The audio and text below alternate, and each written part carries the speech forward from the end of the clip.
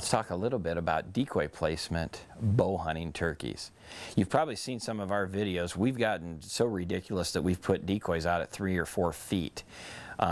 That's not a real good idea either. You run the risk of getting busted even if you're wearing total black and you know when to move and when not to move.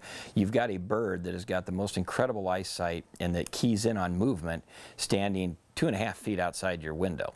So don't get real crazy with putting them so close. The other reason why you don't want to put them so close is up until about 6 yards, your compound with sights and a rest shoots about 2 inches low. You know, your last pin on, or your top pin and your arrow rest is about a 2.5 inch difference. So when that bird is only 6 yards away, or 3 yards away, when you bear down on him, you got to remember that that arrow has not crossed that trajectory so that it equals out. So it may strike 2 inches low, and we're right back to that statement, high they die, low they go. So you need to practice with your bow on some incredibly close shots just to find out if you need to hold a 40-yard pin or a 50-yard pin or a 60-yard pin when shooting a bird less than 6 yards. Wham! You've made your shot. The bird's hit, you know it. Couple things immediately to consider. One, do not get out of the blind and chase after that bird. That bird, even being wounded, will outrun you 10 to 1. The other thing is grab another arrow, because if that bird's head is still up and he's hunkered down, he's still ready to go. So shoot him again and dispatch him quickly. If he gets out of sight, sit tight.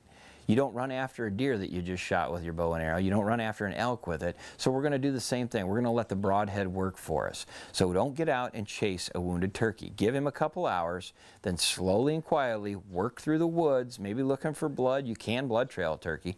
Look for blood. Look for him tucked up underneath any cedar tree or any downfall. They're going to crunch up, or they're going to crouch up and get under there for security.